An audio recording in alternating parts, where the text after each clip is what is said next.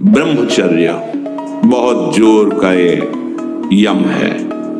ब्रह्मचर्य के बिना जीवन मृत है, मृत जीवन। ब्रह्मचर्य अमृत है। मन, वाणी, शरीर बड़ा भारी इनका साधना में योग है। अष्ट प्रकार के मैथुनों का सर्वथा त्यागी ही ब्रह्मचारी कहा जाता है। ब्रह्मचर्य प्रत्येक मार्ग के लिए बहुत सुंदर नींव है।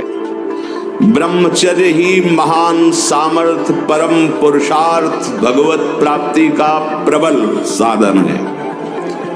परम सुख का, परम शांति का, परम स्मृति का, महान धृति का ये प्रधान साधन ब्रह्मचर्य है।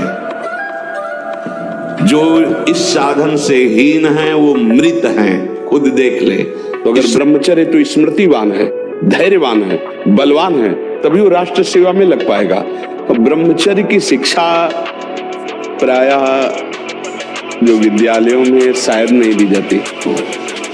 ब्रह्मचर्य धारण करना चाहे भगवत मार्ग में जो चलते हैं उनके लिए तो है ही, पर जो भी परम सुख, परम आनंद और लोक में उन्नति, परलोक में परम पद, उसे ब्रह्मचर्य अवश्य धारण करना चाहिए। अगर आप ठीक से ब्रह्मचर्य नहीं रहेंगे तो आप इसका जोरदारी से पालन नहीं कर पाएंगे। मान लो 500 बैठक लगाए और 100-200 दंड लगाए तो अपने आप आपका वीर्य जो है वो संचय होने लगेगा, क्योंकि इच्छाओं का दमन होता है। जब हमारी इंद्रियां शिथिल होती ना मेहनत से तो इच्छाओं का दमन होता है, और जब ऐसे ही खाते हैं इधर उधर का भोजन और कोई व्यायाम नहीं तो इच्छाएं प्रबल होती हैं। तो वैरागी के लिए नैष्ठिक ब्रह्मचर्य, आजीवन ब्रह्मचर्य। प्रवृत्ति गृहस्थ मार्ग के लिए संयम पूर्वक ब्रह्मचर्य का बर्ताव करना। जब तक पाणी ग्रहण संस्कार ना हो तब तक ब्रह्मचर्य अवश्य रहो। यदि उस समय तक ब्रह्मचर्य नहीं रहते तो तुम गृहस्थी को ठीक से नहीं चला पाओगे। आज जो चेहरे पे चमक नहीं है, आज जो शरीर स्वस्थ नहीं, तो क्या भोजन नहीं खा रहे? क्या नहीं, सब खा रहे, पर व्यायाम नहीं कर रहे, संयम नहीं है। उसके कारण न चेहरे पे तेज है, न बुद्धि में प्रकाश। बुद्धि चतुर है पर उसमें ज्ञान का प्रकाश नहीं है। खूब खा पी रहे हैं पर शरीर में बल नहीं है, अध्यात्म बल नहीं, क्योंकि काम आदि ने शरीर को नष्ट कर दिया है, विकारों ने शरीर पर आक्रमण कर दिया है। 20 वर्ष या 22 से ब्रह्मचर्य का ही पालन करें। कि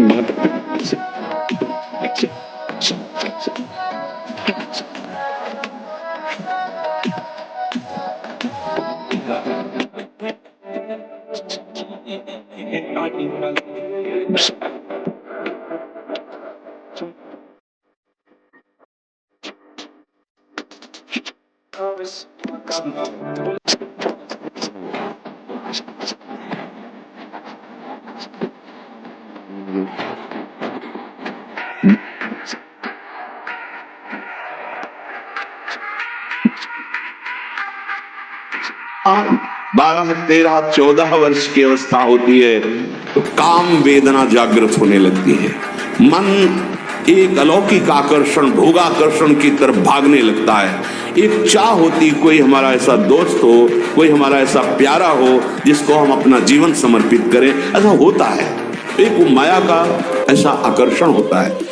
इसीलिए पूर्व में गुरुकुल भेजा जाता था, बिल्कुल भोग विलासता से दूर, एकांत में महान ब्रह्म ऋषियों के शासन में, चाहे वो राजकुमार हो चाहे गृहस्थ बालक हो, एक ही संगत में बैठाल कर अध्यात्म विद्या के द्वारा, नियम संयम यम के द्वारा उन्हें पूर्ण किया जाता था।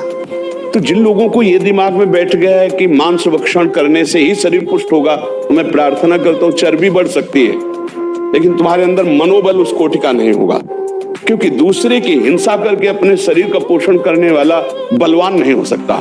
बलवान होता दूसरे की रक्षा करके, अपने को कष्ट में रख करके, फिर वो महाबलवान होता है।